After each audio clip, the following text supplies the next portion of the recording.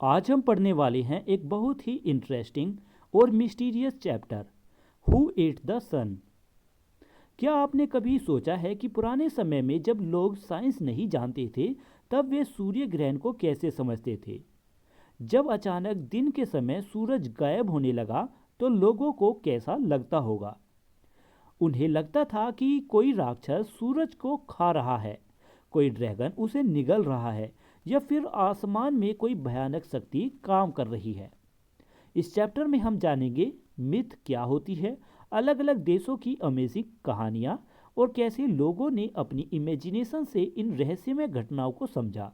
तो तैयार हो जाइए एक मज़ेदार और नॉलेज से भरी जर्नी के लिए। हु एट द सन यानी सूरज को किसने खाया। इंट्रोडक्शन पार्ट में लिखा है, a myth is a story that explain the origins of a cultural practice और natural phenomena.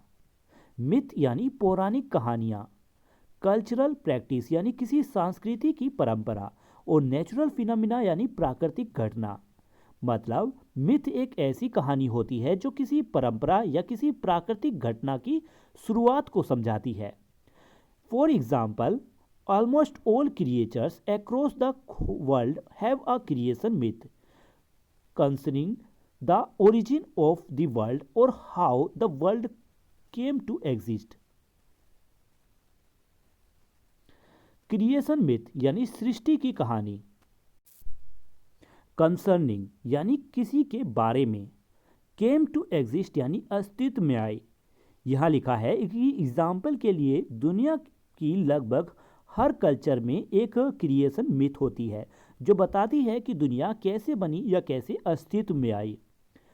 Read about some myths from different cultures. अब अलग अलग कल्चर्स की कुछ मिथ्स यानी कुछ काल्पनिक कहानियों के बारे में पढ़िए। लिखा है, the word myth comes from the Greek word mythos. Myth शब्द ग्रीक भाषा के मिथोस शब्द से आया है। Mythos in Greek means story of speech. Greek में मिथोस का मतलब कहानी या बोलना होता है। Myths are stories that have come to us from the beginning of human existence, the very dawn of history, and perhaps from the time human started to speak. Myths वे कहानियां हैं जो हमें इंसानों की शुरुआती समय से मिलती हैं, यानी इतिहास की शुरुआत से, और शायद उस समय से जब इंसान ने बोलना शुरू किया। This old stories try to give reasons for inexplicable phenomena that early man witnessed in nature और big cataclysmic events in human history. Inexplicable phenomena यानी ऐसी घटनाएं जिन्हें समझाना मुश्किल है। विटनेस यानी किसी ने देखा। कैटलिस्मिक इवेंट यानी बहुत बड़ी और विनाशकारी घटनाएं। यहाँ पर लिखा है कि ये पुरानी कहानियाँ उन चीज़ों के कारण बताने की कोशिश करती हैं जिन्हें प्राचीन मनुष्य समझ नहीं पाता था, जैसे प्रकृति में होने वाली अजीब घटनाएं या बहुत बड़ी विनाशकारी घटनाएं।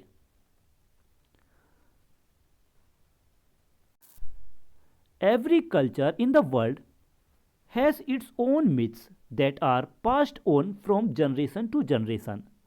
दुनिया की हर संस्कृति की अपनी अपनी मिथ्स होती हैं जो एक पीढ़ी से दूसरी पीढ़ी तक पहुंचती रहती हैं।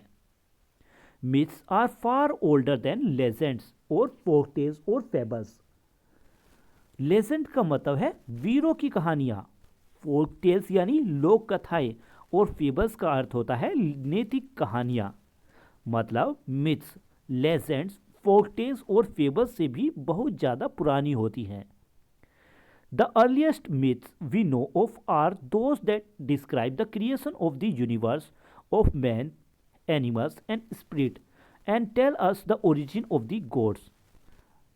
यानी सबसे पुरानी मिथ्स वे हैं जो हमें बताती हैं कि ब्रह्मांड, इंसान, जानवर, आत्माएं कैसे बनी और देवताओं की शुरुआत कैसे हुई।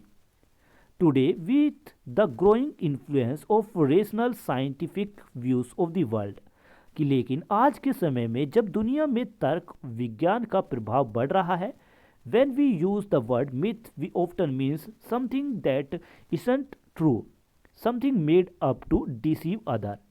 जब कि दुनिया में तर्क और साइंस इतना बढ़ रहा है कि जब हम मिथ वर्ड इस्तेमाल करते हैं तो अक्सर हमें उसे झूठ या बनाई हुई कहानी समझते हैं जो दूसरों को धोखा देने के लिए हो। But myths are perhaps necessary for human spirit, लेकिन मिथ्स शायद इंसानों के मन के लिए जरूरी होती हैं। As reality is too complex for the human brain to grasp, क्योंकि असली दुनिया इतनी जटिल होती है कि इंसान का दिमाग उसे पूरी तरह समझ नहीं पाता। We need explanation for questions that we can not still answer based on our rational knowledge. हमें उन सवालों के जवाब चाहिए जिनका जवाब हम अभी तक अपनी समझ और साइंस में नहीं दे पाए हैं, समझ और नॉलेज में। What is our purpose? Where do we come from? What is reality? जैसे क्वेश्चन है कि हमारा उद्देश्य क्या है, हम कहाँ से आए हैं और असली सच्चाई क्या है। Are question for which we still want answers and we still answer them in from stories. ये ऐसे सवाल हैं जिनके जवाब हम आज भी चाहते हैं और हम इनका जवाब कहानियों के रूप में देते हैं। Science fiction could be regarded as a type of modern myth. Science fiction यानी वैज्ञानिक कल्पना वाली कहानियाँ को आधुनिक मिथ भी माना जा सकता है। When we heard old myths, we can see why people could have made up the story they did. जब हम पुरानी मिथ्स सुनते हैं तो हमें समझ आता है कि लोगों ने ये कहानियाँ क्यों बनाई होंगी। They needed to explain frightening or awe-inspiring events. Awe inspiring यानी भय और सम्मान पैदा करने वाली, फ्राइटनिंग यानी डरावनी, यानी मिथ्स डरावनी या हैरान करने वाली घटनाओं को समझाती थी। In a way that would comfort and ease them, ऐसे तरीके से समझाना जिससे उन्हें सुकून और राहत मिले, जिससे लोगों को सुकून और राहत मिले। The stories told about the solar eclipse are good example of such myths. सूर्य ग्रहण के बारे में जो कहानियां हैं वे इसी मिथ से के अच्छे एग्जाम्पल हैं। The sun's movement as seen from the earth is regular and dependable, कि पृथ्वी से देखने पर सूर्य की गति नियमित और भरोसेमंद लगती है। And people tends to take its regular journey through the sky for granted, लोग सूरज के रोज के सफर को सामान्य बात मान लेते हैं। In fact, people have always used it to regulate their lives and livelihood. असल में लोग हमेशा सूरज के आधार पर अपनी जिंदगी और कामकाज चलाते रहते हैं। And then all of a sudden they see something unusual happening to the sun. और फिर अचानक वे देखती हैं कि सूरज के साथ कुछ अजीब हो रहा है। They cannot be explained or understood, जिससे वे समझ या एक्सप्लेन नहीं कर पाते। Now we all know that a solar eclipse occurs when the moon comes between the sun and the earth. लेकिन आज हम जानते हैं कि सूर्य ग्रहण तब होता है जब चांद सूरज और पृथ्वी के बीच में आ जाता है, कि जब चांद सूरज और पृथ्वी के बीच में आ जाता है तब सूर्य ग्रहण होता है। आज यह हम जानते हैं। It blocks our view of the sun, so we have a solar eclipse. यानी चांद सूरज को ढक देता है, इसलिए हमें सोलर एक्लिप्स यानी सूर्य ग्रहण दिखाई देता है।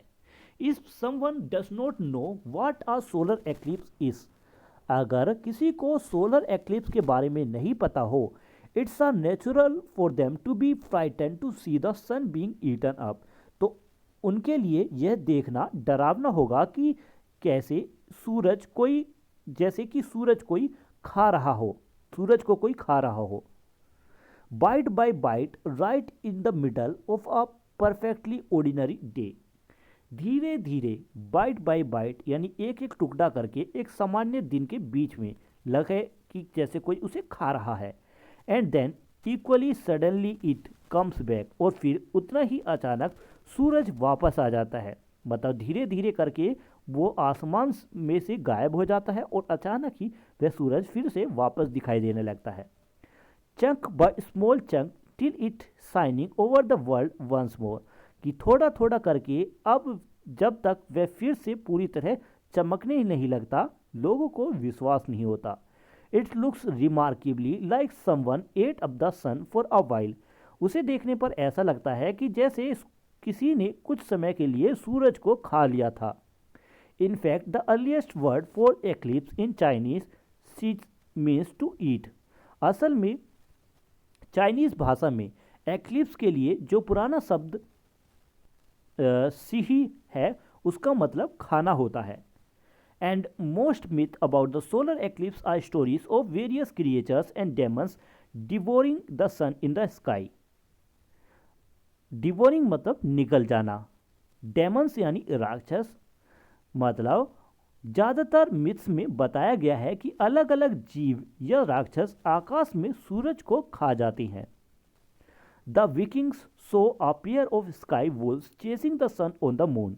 विकिंग्स लोग मानते थे कि आसमान में दो भेड़िए सूरज या चांद का पीछा करते हैं। There was an eclipse whenever one of the wolves catch a bright orb। जब भी कोई भेड़िया उस चमकीले गोले यानी सूरज या चांद को पकड़ लेता है, तब ग्रहण होता है।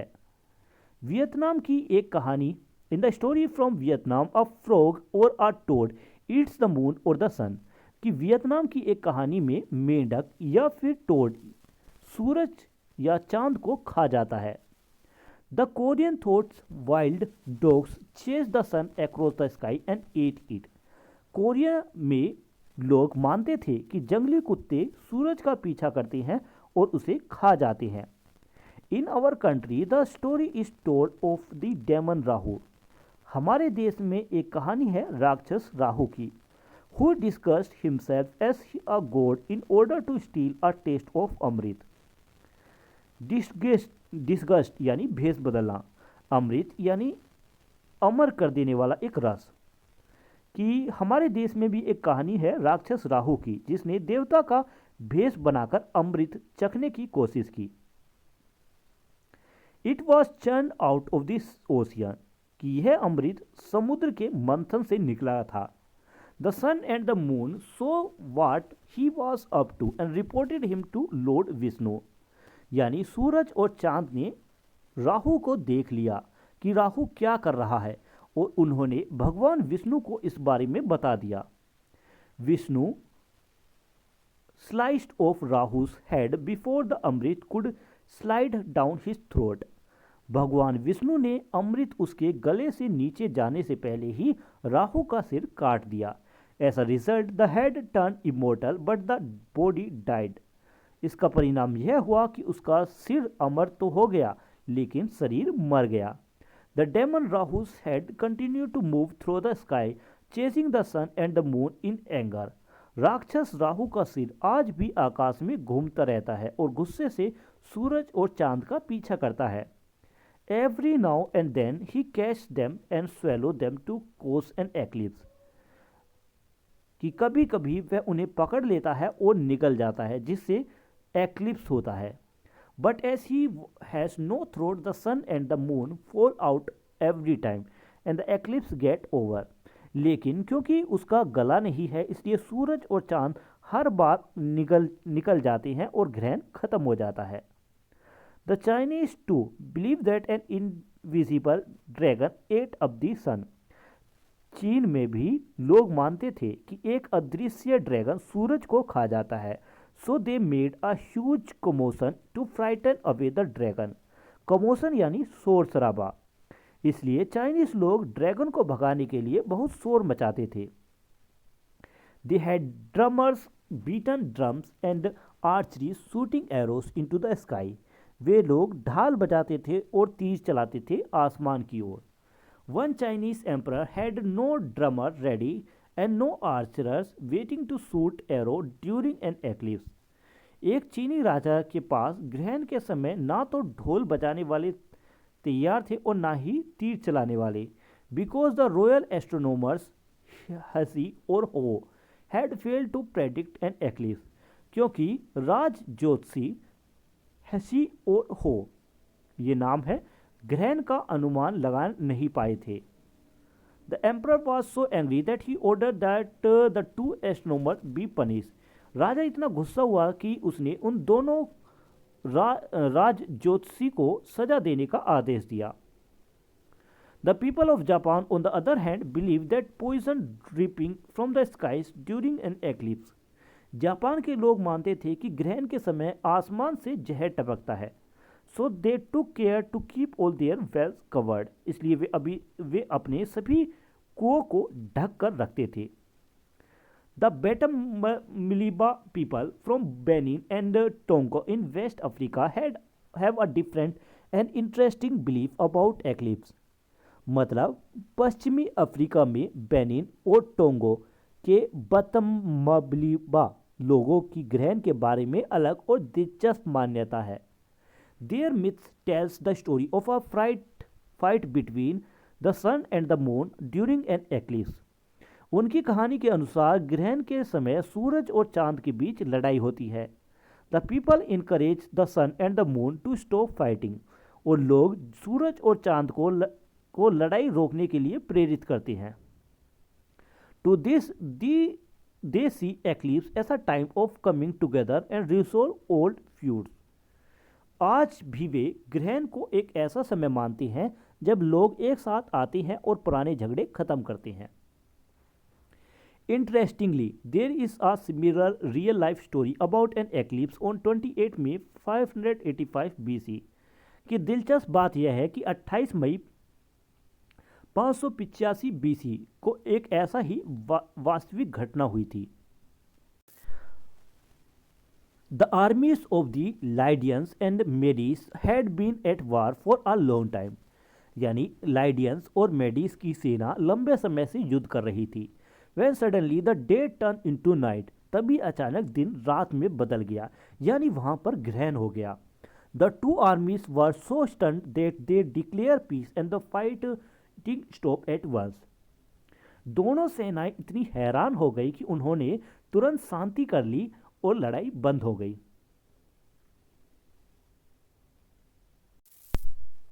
तो आज का ये चैप्टर यहीं पर कंप्लीट होता है। ये वीडियो आपको कैसी लगी इस बारे में कमेंट में लिखकर जरूर बताएं। मिलते हैं नेक्स्ट वीडियो में, तब तक के लिए बाय बाय।